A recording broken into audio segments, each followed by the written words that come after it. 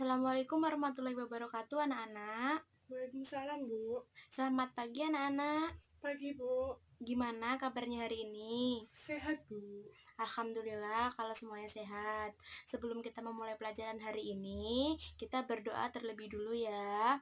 Berdoa mulai. Berdoa selesai. Ibu absen dulu ya, anak-anak. Oke, semuanya hadir ya hari ini. Baik, sebelum memulai materi baru hari ini, ada yang masih ingat tentang materi minggu lalu? Saya, Bu. Iya, Mbak Bunga silakan. Materi minggu lalu tentang sistem ekonomi. Iya, Mbak Bunga benar sekali. Jadi, materi minggu lalu itu tentang sistem ekonomi, yaitu sistem ekonomi itu ada dua, yaitu yang pertama sistem ekonomi liberal atau kapitalis, di mana pemerintah tidak ikut campur. Nah, sedangkan yang kedua itu ada sistem ekonomi sosialis atau komunis, jadi pemerintah sebagai peran utamanya. Sedangkan gabungan dari kedua sistem ekonomi tersebut menjadi sistem ekonomi campuran. Nah, sedangkan di Indonesia sendiri memakai sistem ekonomi Pancasila yang diperoleh dari sistem ekonomi campuran tadi. Baik, selanjutnya hari ini Ibu akan menjelaskan tentang materi baru tentang permasalahan dalam ekonomi makro. Sebelum Ibu menjelaskan, ada yang sudah tahu tentang apa itu permasalahan dalam ekonomi makro? Permasalahan dalam ekonomi makro sendiri dibagi menjadi dua, yaitu yang pertama ada masalah jangka pendek dan yang kedua ada masalah jangka panjang. Nah, masalah jangka pendek ini terjadi kurang dari 1 tahun sampai dengan 1 tahun. Kemudian untuk masalah jangka panjang terjadi di atas 1 tahun sampai dengan 5 tahun. Nah, masalah jangka pendek sendiri contohnya itu ada inflasi, pengangguran, dan neraca pembayaran yang timpang. Sebelum Ibu jelaskan satu persatu, ada yang sudah tahu tentang apa itu inflasi? Inflasi adalah kenaikan harga yang terjadi secara terus-menerus yang disebabkan oleh jumlah uang yang beredar sehingga menurunkan nilai mata uang, Bu. Baik, benar sekali jawaban Barista. Beri tepuk tangan dulu. Nah, jadi kalian juga bisa menjawab seperti Mbak Rista. Kalian harus mau belajar setiap hari supaya kalian juga bisa menjawab pertanyaan ibu setiap ibu memberikan pertanyaan. Nah, jadi benar seperti apa yang dikatakan Mbak Rista, inflasi itu adalah kenaikan harga barang secara terus-menerus karena disebabkan oleh jumlah uang yang beredar sehingga menurunkan nilai mata uang. Nah, karena inflasi mengalami peningkatan, jadi pemerintah itu mengeluarkan kebijakan moneter seperti meningkatkan nilai suku bunga sehingga menyebabkan orang-orang akan lebih suka untuk menyimpan uang atau menabung. Itu Mas Fandi yang di belakang yang mengantuk itu.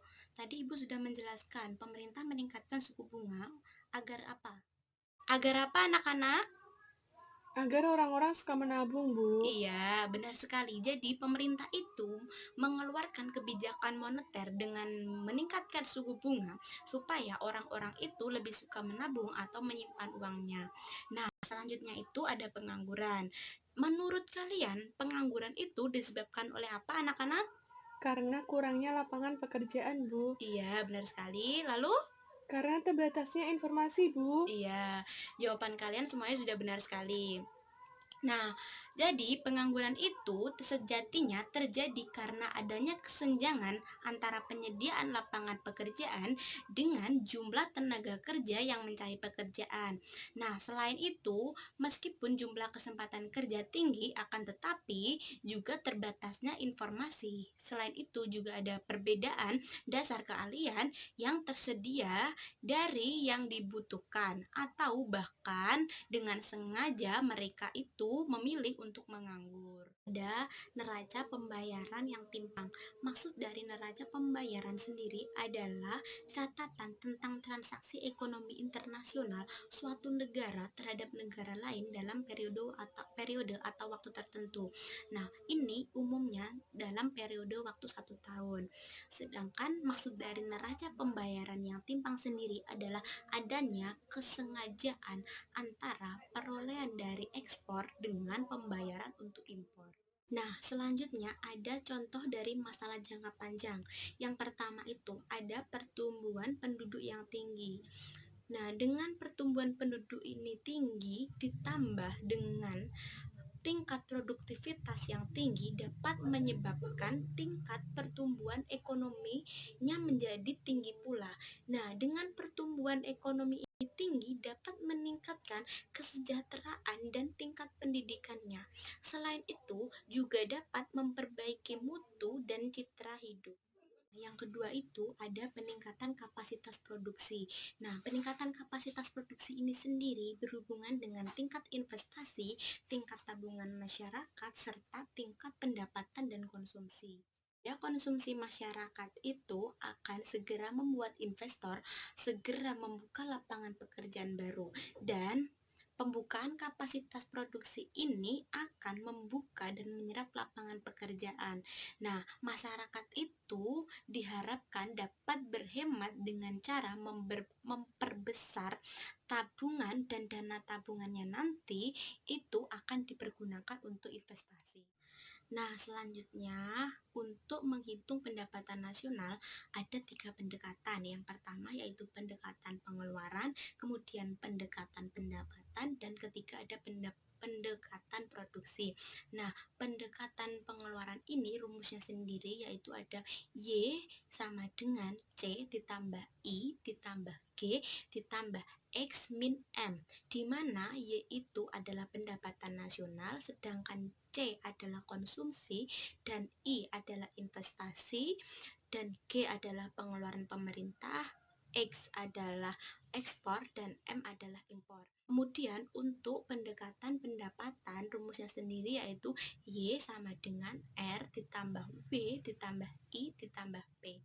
Y ini adalah pendapatan nasional, sedangkan R adalah pendapatan sewa, kemudian W adalah pendapatan upah atau gaji, kemudian I adalah pendapatan bunga, kemudian P ada pendapatan laba usaha. Sedangkan pendekatan produksi ini rumusnya yaitu Y sama dengan P1 kali Q1 ditambah P2 ditambah Q2 sampai dengan P ke N dan juga Q ke N, di mana Y ini adalah pendapatan nasional dan P1 adalah harga barang ke-1 dan Q1 adalah jumlah barang ke-1.